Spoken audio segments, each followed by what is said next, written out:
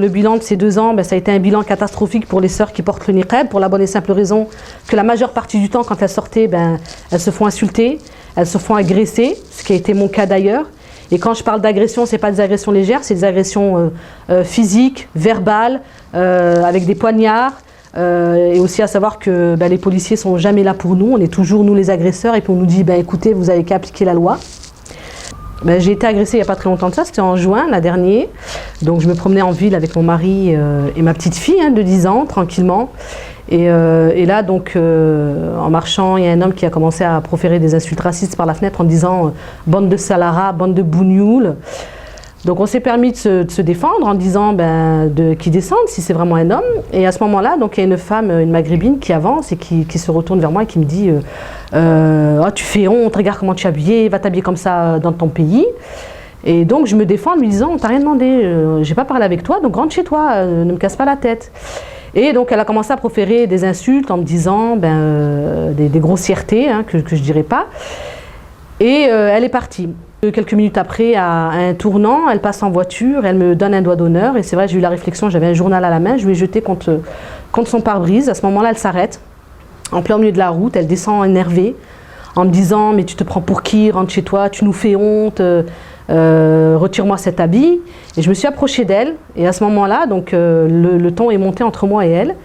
Et elle s'est permise d'allumer une cigarette, et juste la seconde qui suit après avoir allumé sa cigarette, elle a pris mon niqab et elle me l'a arraché. Et donc à ce moment-là, une fois qu'elle m'a arraché le niqab, donc c'est vrai que j'ai pas fait ce que tout le monde croit qu'on applique, la sagesse. Et donc je me suis permise aussi de lui en mettre une. C'est parti comme ça. Et donc la police est arrivée, mon mari a appelé la police. Mon mari d'ailleurs a essayé de nous séparer. Donc j'ai essayé de remettre quand bien même de n'importe quelle manière mon niqab. Je me suis défendue, il s'avère que la police est arrivée et que cette nana a commencé à pleurer, à se mettre en pleurs, alors que moi j'étais là avec ma fille de 10 ans, tout le monde s'en foutait. La police nous a amenés toutes les 2 au commissariat de police. Donc moi j'ai déposé plainte contre elle, elle a déposé plainte aussi. Et puis il n'y a pas très longtemps de ça, on est passé au tribunal. Et contre toute attente, je me suis retrouvée avec la présidente du tribunal qui me disait écoutez, vous portez le voile intégral, c'est quand même normal que les gens vous insultent ou essayent de vous frapper. Je lui ai dit très simplement en lui disant, donc ça veut dire comme quoi dès qu'il y a une loi, les gens ont le droit de nous frapper et nous on a le droit de rien dire. Donc c'est parti dans ce sens-là, tout en sachant que tout le jury et puis les personnes qui étaient devant moi étaient contre le voile intégral et savaient que de toute manière j'enfreignais la loi, et je leur disais tout simplement bien sûr j'enfreins la loi parce que la loi enfreint mes droits.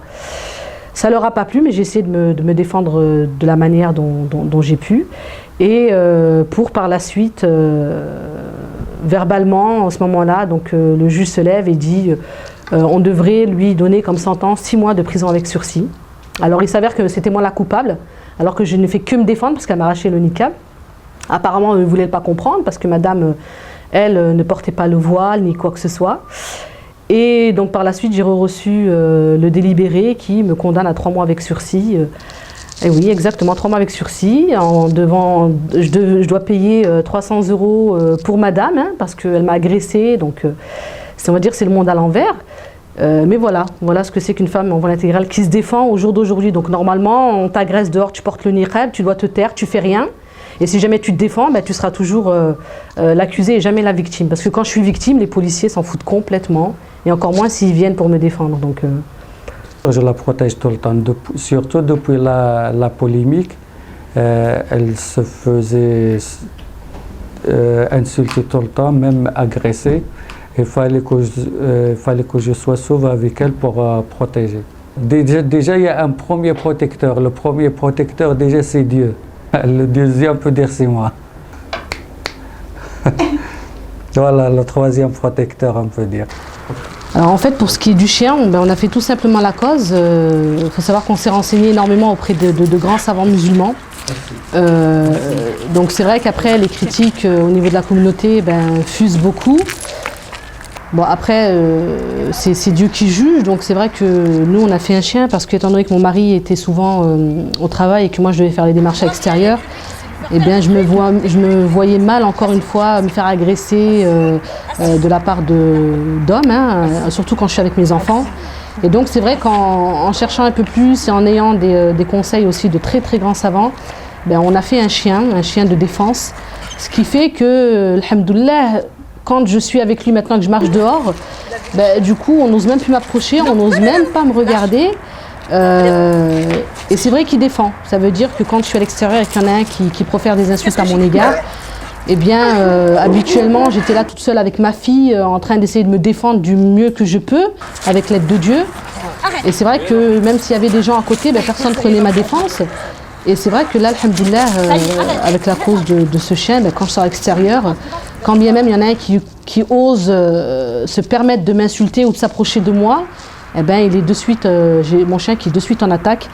Et ben, du coup, ben, ça calme de suite les tensions et puis je peux me permettre quand même d'aller un peu là où je veux avec mes enfants sans que personne ne m'embête. Donc le bilan des 2 ans, cette loi du voile intégral, ça a été que du pipeau, ça a été juste pour embêter les femmes qui portent le niqab, juste pour que les citoyens français puissent les agresser gratuitement, qu'on les insulte gratuitement, facilement. Franchement, j'incite les sœurs à sortir, à être fières de ce qu'elles sont, à ne pas se laisser marcher sur les pieds, à ne pas laisser les gens les insulter gratuitement, parce que les droits ils s'appliquent à tout le monde.